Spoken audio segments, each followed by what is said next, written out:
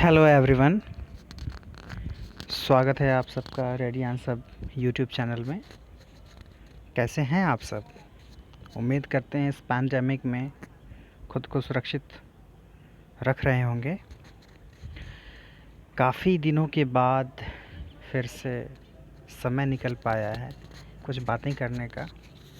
Marxism discuss कर रहे थे हम लोग, उसमें अल्थ्यूज़र डिस्कस कर रहे थे और the Beginning Theory by Peter Barry के पेज 157 पर थे हम लोग, और आइडियोलॉजी वगैरह डिस्कस कर चुके थे। फिर उसी पेज पर आते हैं, लास्ट पैराग्राफ डीसेंटरिंग के बारे में है। Let's begin with it. Decentering is a key term in Althusser to indicate structures which have no essence or focus or center। तो डिसेंटरिंग जो वर्ड है अल्थ्यूज़र के कॉन्टेक्स्ट में कह रहा है कि ये एक की टर्म है। किस चीज़ के लिए? इस चीज़ को इंडिकेट करने के लिए, स्ट्रक्चर्स को इंडिकेट करने के लिए, खास करके वो स्ट्रक्चर्स जिनका कोई इसेंस नहीं, जिनका कोई फोकस क्लियर नहीं, जिसका कोई सेंटर नहीं। Again, this is partly a way of avoiding the view that the economic base is the essence of society and the superstructure merely a secondary reflection। तो क्या कह रहा है? कह रहा है ये partly a way of avoiding the view, यानी इस व्यू को पूरी तरह से ये अवॉइड नहीं करता। किस व्यू को? ये जो डिसेंटरिंग वाला व्यू है, कह रहा है किस चीज़ को ये अवॉइड नहीं करता है। पहले जो कॉन्सेप्ट हमने जाना कि इकोनॉमिक बेस जो है वो इसेंस होता है सोसाइटी का, और जो सुपर स्ट्रक्चर होता है वो केवल सेकेंडरी रिफ्लेक्शन होता है, जो कि केवल हमको नज़र आता है। वैसा कह रहा है कि इसको ये पूरी तरह से नकार नहीं रहा है। तो क्या कर रहा है? The notion of decentring implies that there is no overall unity. Main मुद्दा क्या है, मेन फोकस क्या है, मेन नोशन क्या है डिसेंटरिंग का? वो ये है कि कहीं भी कह रहा है कि ओवरऑल यूनिटी नहीं होती है। मतलब कोई चीज़ अपने आप में पूर्ण नहीं होती, पूरी नहीं होती, कंप्लीट नहीं होती। Art has a relative autonomy. क्या है मतलब? Art has a relative. Generally हम लोग क्या एक्सपेक्ट करते हैं कि जो आर्टिस्ट होते हैं वो ऑटोनॉमस होते हैं, उन पर किसी का कंट्रोल नहीं होता, नहीं होना चाहिए, ऐसा हम एक्सपेक्ट करते हैं एक आइडियल स्टेट में। स्टेट का मतलब यहाँ अवस्था है ना कि राज्य, ठीक है। तो कह रहा है कि art has a relative autonomy and is determined by the economic level only in the last instance. तो कह रहा है कि आर्ट की ऑटोनॉमी है, लेकिन कैसी है? रिलेटिव है, यानी देखना होगा कि किसके कंपैरिजन में, यानी पूरी तरह से वो ऑटोनॉमस नहीं है। And is determined by the economic level only in the last instance. और कह रहा है कि जैसा कि लास्ट इंस्टेंस में हमने देखा, कह रहा है कि इकोनॉमिक लेवल से डिटरमाइन उसको किया जाता है, is determined by the economic level.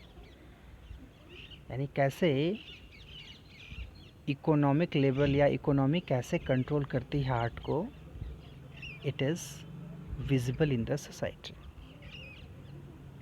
These Anglician pronouncements do not cancel out the Marxist tendency to imprison art within economics।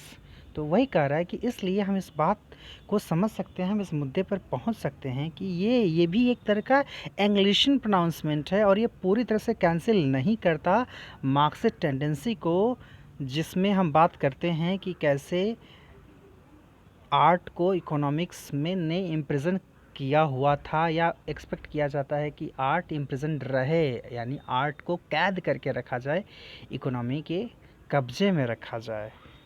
देखिए कितना ब्यूटीफुल तरीके से पीटर बैर ने यहाँ पर यूज़ किया है। कह रहा है कि but they do release literature on bail. Literature की अगर बात करें तो उसको बेल पर छोड़ने की इजाज़त है। समझ रहे हैं बात को? बेल पर छोड़ने का मतलब ज़मानत पर छोड़ना, तो ज़मानत पर छोड़ने का मतलब हमेशा के लिए मुक्ति नहीं होती है, कुछ समय के लिए छोड़ा जाता है ना। तो but they do release literature on bail, so to speak, and allow it a high degree of day to day freedom. और उस हिसाब से इसको औरों और आर्ट की अपेक्षा लिटरेचर को थोड़ी सी फ्रीडम मिल जाती है। अल्थ्यूज़र के डीसेंटरिंग वाले कॉन्सेप्ट में हम इस बात को समझें। अब आगे बढ़ते हैं और कुछ और बातें करते हैं। अल्थ्यूज़र makes a useful distinction between what we might call state power and state control। यहाँ पर दो फ्रेज हैं, एक स्टेट पावर और एक स्टेट कंट्रोल। इन दोनों में डिस्टिंक्शन क्लियर करने की कोशिश करते हैं अल्थ्यूज़र, उन्होंने किया है। क्या कहना चाह रहे हैं? State power is maintained by what Althusser terms repressive structures. कैसे मेंटेन होता है स्टेट पावर? मतलब स्टेट पावर को कैसे मेंटेन रखा जाता है, यानी कैसे उसको एग्जिस्ट कराया जाता है, किन चीज़ों की हेल्प से। तो उसके लिए अल्थ्यूज़र का टर्म है रिप्रेसिव स्ट्रक्चर्स, यानी रिप्रेसिव स्ट्रक्चर्स का यूज़ करके स्टेट पावर को मेंटेन किया जाता है। क्या है वो रिप्रेसिव स्ट्रक्चर्स? इसमें कुछ इंस्टीट्यूशंस आते हैं, which are institutions like the law courts, prisons, the police force and the army। देखिए, ये सारे इंस्टीट्यूशन रिप्रेसिव स्ट्रक्चर्स के उदाहरण हैं। Law court, prison, the police force, the army. आप जानते हैं कि इनके चक्कर में जो पड़ा वो बर्बाद हो जाता है।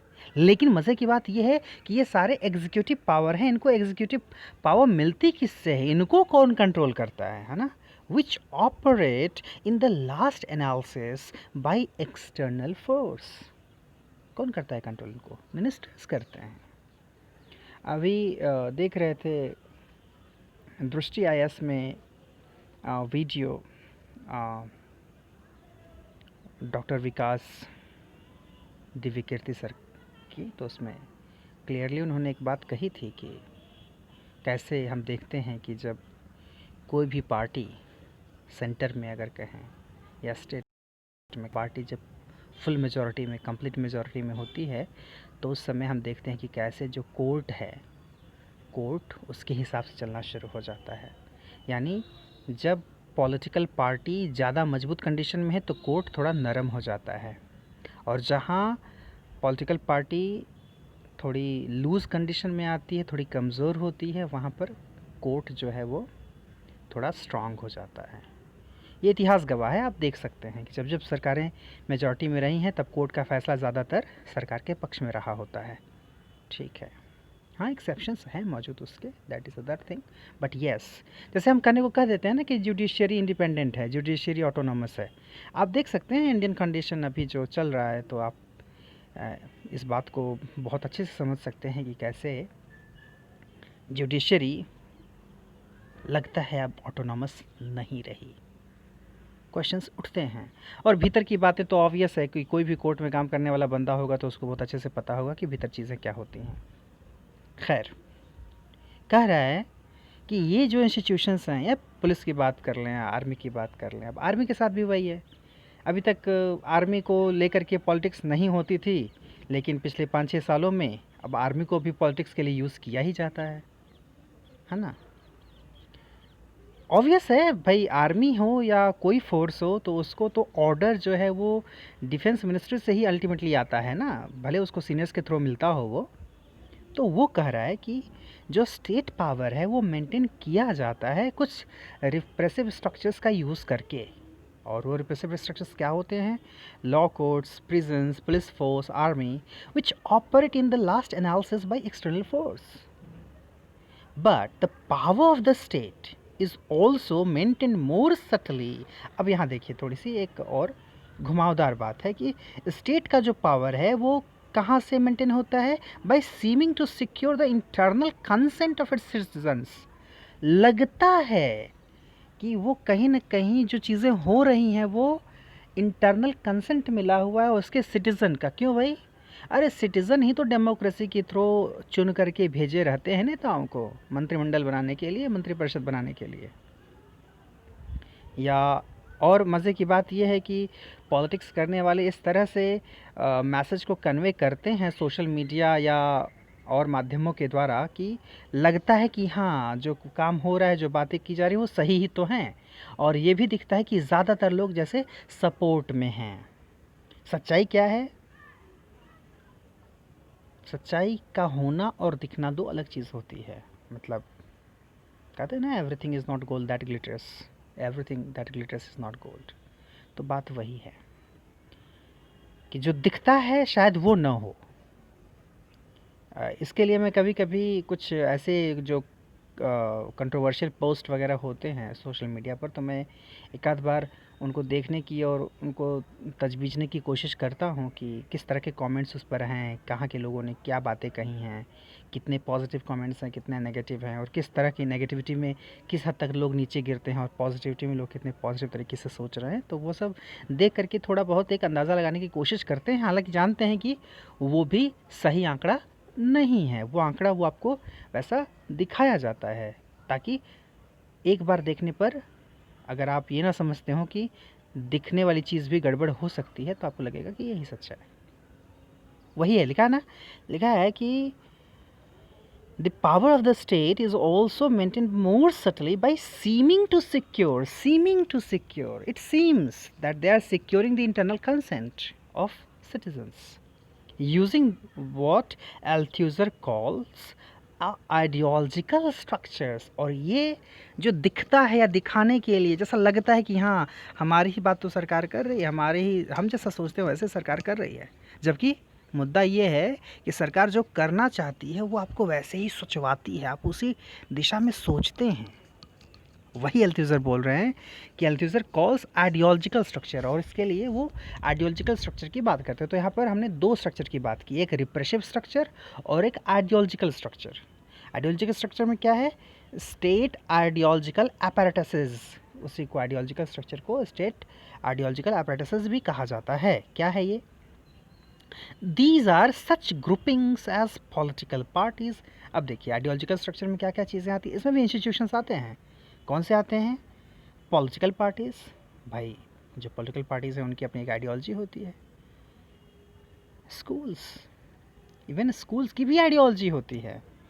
और ख़ास करके मैं जब भी स्कूल्स की आइडियोलॉजी की बात करता हूँ तो मेरे दिमाग में तो पहले आईसीएसई बोर्ड्स के स्कूल्स आते हैं, जहाँ के बच्चे, अगर इंडिया के कॉन्टेक्स्ट में बात करूँ, जहाँ के बच्चे, जहाँ पर क्रिश्चियंस माइनॉरिटी में हैं, लेकिन आईसीएसई बोर्ड में पढ़ने वाले बच्चे, they are more aware about Jesus Christ, they are more aware about Christmas, New Year, rather than other festivals of their own religion and regions. तो ये आइडियोलॉजी तो है। और देखेंगे आप बड़े स्तर में कॉलेजेस में तो गजब की आइडियोलॉजी चलती है। कुछ कॉलेजेस यूनिवर्सिटीज़ तो बाकायदे बदनाम होती हैं किसी पर्टिकुलर पॉलिटिकल पार्टी को सपोर्ट करने के लिए। स्कूल्स, मीडिया का क्या कहना। आज के समय में जिस तरह से एक बहुत ही खतरनाक ideological apparatus, state ideological apparatus बनकर के निकली है मीडिया, की थू हो रही है हर तरफ। स्थिति ये है कि they have lost their, what I should say, moral responsibility. किस खबर को पहुंचाना है आम आदमी तक, इसके बारे में भी जैसा लगता है कि सोचना ही छोड़ दिया गया है। मतलब जितने सुपरफिशियल मुद्दे हैं उनको बढ़ा चढ़ा करके पेश करना और लोगों को उलझाए रखना, ताकि जो बड़े मुद्दे हैं उनसे लोग भटकते रहें। ये मीडिया कर रही है, बखूबी कर रही है। आजकल के दिनों में तो पूछना ही नहीं है। आप देख सकते हैं अच्छे अच्छे न्यूज़ चैनल्स, उस पर आपको इंटरटेनमेंट फील्ड की खबर जितनी मिलेंगी उतनी काम की चीज़ें नहीं मिलेंगी।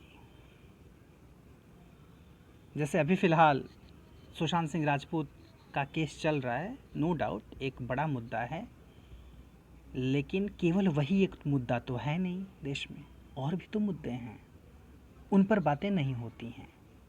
क्यों नहीं होती? अभी फ़िलहाल जो जीडीपी की स्थिति हुई है कोरोना के कारण -23 पॉइंट समथिंग पहुंची है जीडीपी, उस पर बातें क्यों नहीं होनी है? जो बेरोजगारी, जो अनएम्प्लॉयमेंट का जो स्तर आ गया है, उस पर बातें क्यों नहीं होनी है? खैर, और आजकल तो माननीय कोर्ट के डिसीजंस भी ऐसे ऐसे आ रहे हैं कि सुन करके कभी कभी लगता है कि सच में ये कोर्ट का ही बयान है या किसका है? तो वही देखिए कैसे आइडियोलॉजिकल अपैरेटसेस, आइडियोलॉजिकल स्ट्रक्चर और रिप्रेसिव स्ट्रक्चर दोनों मिलकर के कैसे काम कर रहे हैं। इंडियन कॉन्टेक्स्ट में इसको समझना आज की डेट में तो मुझे लगता है कि बहुत ईजी है। और जब इन इन मुद्दों पर आप बात करने लगते हैं, चूँकि आप मार्क्सिज्म पढ़ रहे हैं, तो इन मुद्दों पर आप अगर आप खुल करके बोलने लगे आज के समय में, तो एक वर्ड यूज़ किया जाता है आजकल गाली की तरह, कहते हैं साला लेफ्टिस्ट है, हाँ वामपंथी है, वामपंथी, लेफ्टिस्ट, कम्युनिस्ट है, हाँ? इन वर्ड्स का यूज़ गाली की तरह होता है यहाँ पर। क्यों भाई? अगर सामने वाला कम्युनिस्ट है, वामपंथी है, तो आप फासिस्ट हैं? क्या आप दक्षिणपंथी हैं? क्या आप फासीवाद के समर्थक हैं? अगर आप फासिस्ट हैं तो ऑब्वियस है कि आपको डेमोक्रेसी में बिलीफ नहीं है। आप इस बात में बिलीव करते हैं कि कुछ लोग मिलकर के देश की सरकार चलाएं और जो वो चाहें वही हो।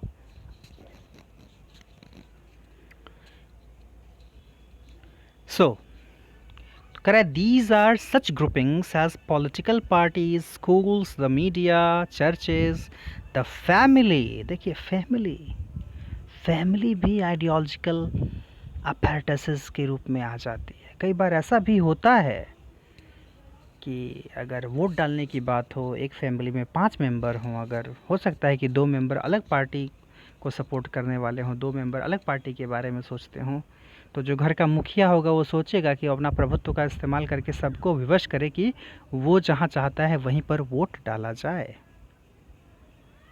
गांव की कंडीशन में ज़्यादातर ये चीज़ें होती हैं। हाँ, जो समझदार हैं, जो जानते हैं कि वोट डालने हमको अकेले ही जाना है, कोई और नहीं है देखने वाला, तो वो अपने मन से डालते हैं और जो बोलना होता है बोल देते हैं कि हाँ हमने इनको ही डाला था। So family and art, art के थ्रू भी आइडियोलॉजी स्प्रेड की जाती है। जैसे अगर कार्टून स्केचेस वगैरह की बात करें तो आप देखते हैं कि कैसे एक बहुत शानदार तरीका है व्यंग्य करने का, सटायर करने का कार्टून। अब वही है, उस कार्टून का इस्तेमाल सरकार के सपोर्ट में भी किया जा सकता है, उन तरह की चीज़ों का इस्तेमाल। तो जब ये चीज़ें इस ढंग से काम करने लगती हैं, स्टेट पावर के लिए काम करने लगती हैं, तो ये आइडियोलॉजिकल अपैरेटसेस बन जाते हैं। ठीक है, क्या कह रहा है? These are such groupings as political parties, schools, the media, churches, the family, and art, including literature, which foster an ideology. ये सब के सब आइडियोलॉजी फोस्टर करते हैं, मतलब उसका एक माहौल बनाते हैं, एक पर्टिकुलर आइडियोलॉजी का। क्या है ideology? A set of ideas and attitudes. Ideas देंगे और उसी हिसाब से एटीट्यूड डेवलप कराएंगे। आप अपने चारों तरफ के युवाओं को देख लीजिए, आपको समझ में आ जाएगा कि किस तरह की आइडियोलॉजी की बहुतायत है। मैं बार बार कहता हूँ अपने लिटरेचर के विद्यार्थियों से, without contrary is no progression. Contradiction होना चाहिए, विचारों में भिन्नता होनी चाहिए, डिफरेंसेस होने चाहिए, तभी डेवलपमेंट के चांसेस होंगे। कुतर्क मत करिए, तर्क दीजिए। सही को सही और गलत को गलत कहने की क्षमता डेवलप कीजिए। आसान नहीं है, ऑब्वियसली आसान नहीं है, लेकिन being the student of literature it is our responsibility.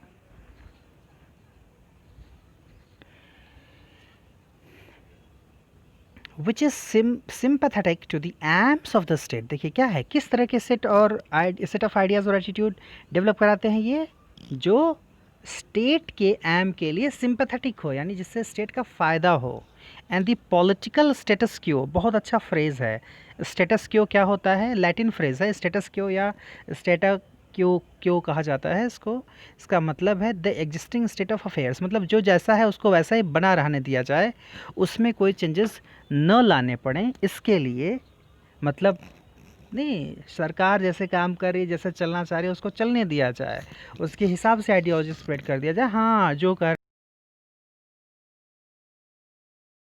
रहे हैं हमें, यहाँ मतलब गाय भी हाँ, भैंस भी हाँ, सब हाँ, यानी जो कुछ है सही भी है, गलत भी है, सब सही है। हाँ, ऑल इज वेल। हाँ, इस तरह की बातें। Thus, each of us feels that we are freely choosing what is in fact being imposed upon us। देखिए यही है आइडियोलॉजी।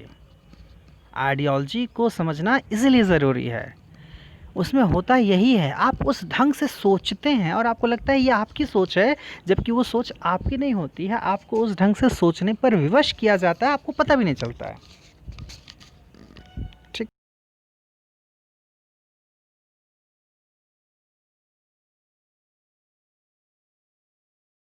ठीक है, पॉपुलर किया था इटालियन मार्क्सिस्ट एंटोनियो ग्राम्सी ने।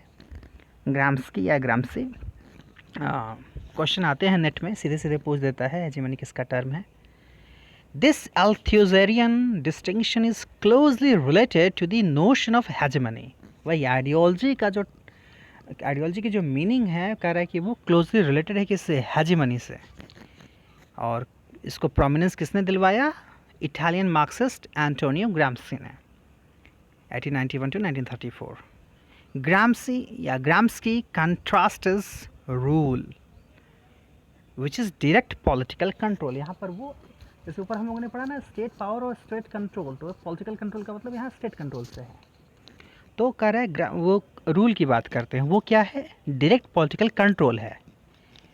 तो क्या डिफरेंस है इसमें, कह रहा है which uses force when necessary, ये फोर्स यूज़ करता है जब ज़रूरत हो। वही बात याद होगी आपको, जब हमको किसी को समझाना होता है, सबक सिखाना होता है, तो कैसे, साम दाम दंड भेद। तो साम का मतलब बड़े प्यार से गा करके, समझा बुझा करके, ठीक है। तो वहाँ पर आप बात कर सकते हैं आइडियोलॉजी की, वहाँ पर आप बात कर सकते हैं स्टेट पावर की, वहाँ पर बात आप कर सकते हैं तमाम रूल्स रेगुलेशंस की, तमाम जो संस्थाएं हैं जो आइडियोलॉजी स्प्रेड करती हैं, उनकी कही गई बातों की, जो बातें करते हैं, बातें करके आपको कन्विंस करेंगे, आपको उसके लिए तैयार करेंगे। तो ये साम हो गया। दाम खैर वो एक अलग मुद्दा हो जाता है, पैसा दे करके काम कराने वाला, तो वो दाम है। दंड, तो साम दाम के बाद आती है बारी दंड की। तो उस दंड की बात यहाँ पर ग्राम्स्की कर रहे हैं पॉलिटिकल कंट्रोल में, कि मतलब ज़रूरत जब पड़ेगी स्टेट पावर को, स्टेटस क्यो को मेंटेन करने के लिए, अगर आइडियोलॉजिकल apparatus से काम नहीं चलेगा या नहीं चल रहा है, तो क्या किया जाएगा, दंड दिया जाएगा। डायरेक्ट पावर कंट्रोल की बात हो रही है, डायरेक्ट पॉलिटिकल कंट्रोल की बात हो रही है, उसका वो यूज़ कर सकते हैं जब उनको ज़रूरत होगी। आपने देखा है कि कैसे तमाम जो मूवमेंट्स होते हैं, सरकार पहले मामला बातचीत करके सुलझाने की कोशिश करती है, और जब ऐसा नहीं होता है तो तमाम तरह के नए दांव पेच लगा करके, नया कुछ निकाल करके, और लोगों को जेल में ठूसना शुरू करती है, दंड देना शुरू करती है, या कुछ ऐसे दो चार खतरनाक एक्ट लगा करके भीतर करवा देती है। वही है Gramsci contrasted rule which is direct political control. देखिए जितने वर्ड्स अंडरलाइन है उसको बिल्कुल दिमाग में रखिएगा, बहुत इंपॉर्टेंट है। Which uses force when necessary and hegemony, तो रूल और हेजीमनी की बात है। रूल और हेजीमनी को कंट्रास्ट किया है यहाँ पर उन्होंने, कि रूल में क्या होता है, सीधे पॉलिटिकल कंट्रोल होता है, जहाँ पर फोर्स का यूज़ कर दिया जाता है सीधे सीधे जब ज़रूरत हो। और हेजीमनी की बात, hegemony which is as defined by Raymond Williams. Raymond Williams का डेफिनेशन यहाँ पर दिया हुआ है हेजीमनी का, क्या कहना है, the whole lived social process as practically organised by specific and dominant meanings, values and beliefs of a kind which can be abstracted as a world view और क्लास आउटलुक, है ना। यानी इस तरह से चीज़ों को, इस तरह एटीट्यूड को, आइडियोलॉजी को, आइडियाज़ को कंस्ट्रक्ट कर देना कि वो लगे कि दुनिया ऐसे ही सोचती है, दुनिया की सोच है ये, जबकि वो दुनिया की सोच नहीं होती। दुनिया को वैसे वर्ल्ड व्यू है ना, दुनिया को वैसे सोचने पर एक सोचने के लिए उसको तैयार कर दिया जाता है, वो है हेजिमनी रेमंड विलियम्स के अनुसार, जो कि उन्होंने मार्क्सिज्म एंड लिटरेचर में कहा है। Williams relates hegemony to culture in general and to ideology in particular. तो अगर विलियम्स की बात करें तो उन्होंने हेजिमनी को कल्चर से जोड़ा है, जनरल मतलब इन जनरल कल्चर से जोड़ा है हेजिमनी को, और पर्टिकुलर वे में हेजिमनी को आइडियोलॉजी से जोड़ा है। तो मतलब यहाँ पर ये देख रहे हैं आप कि कैसे हेजिमनी और आइडियोलॉजी दोनों जो है काफ़ी क्लोजली रिलेटेड हैं। ठीक है। Hegemony is like an internalised form of social control. कह रहा है कि हेजिमनी एक तरह से सोशल कंट्रोल का ही एक फॉर्म है, इंटरनलाइज्ड फॉर्म है सोशल कंट्रोल का, which makes certain views seem natural, जो कि कुछ व्यूज़ को बिल्कुल नेचुरल बना देता है, मतलब जैसे लगता है कि एकदम बिल्कुल स्वाभाविक है, और इनविजिबल या उसको इनविजिबल बना देती है हेजिमनी, आपको दिखेगा ही नहीं। लोग कहते हैं ना, तुम सोए हो, जगो, देखो सच्चाई क्या है। तो कब दिखेगा? जब इनविजिबल रहेगा तो कैसे दिखेगा? वही जैसे कोई एक मामला, गंभीर मामला चल रहा है, उसको ढकने के लिए कोई एक दूसरा मामला, थोड़ा दिमाग डाइवर्ट करने के लिए दूसरा मामला आपके सामने पेश कर दिया जाए, उसी में उलझ करके रह जाएं, आप मेन बात भूल जाएं। जैसे बच्चे कराते हैं, बच्चे अगर चाहते हैं कि गार्जियन का ध्यान भटके तो मेन मुद्दे से भटकाने के लिए दूसरी बातें शुरू कर देते हैं। सरकारें भी वो काम करती हैं। हेजिमनी वही है, hegemony is like an internalised form of social control. Internalised, भीतर भीतर सोशल कंट्रोल का फॉर्म है, which makes certain views seem natural. इसलिए फिर आपके अंदर जो व्यू निकल करके आएगा आपको लगेगा आपका अपना है, नेचुरल लगेगा। ठीक है। द वे थिंग्स आर, जो चीज़ें जैसी हैं वैसी हमको दिखती हैं। ये अब इसको ये बात समझने के लिए उतनी समझदारी डेवलप होनी चाहिए, तब समझ में आएंगी बातें। अदरवाइज़ लगेगा कि क्या है ये सब। खैर, चलिए आज के लिए इतना ही, फिर कल मिलते हैं। धन्यवाद।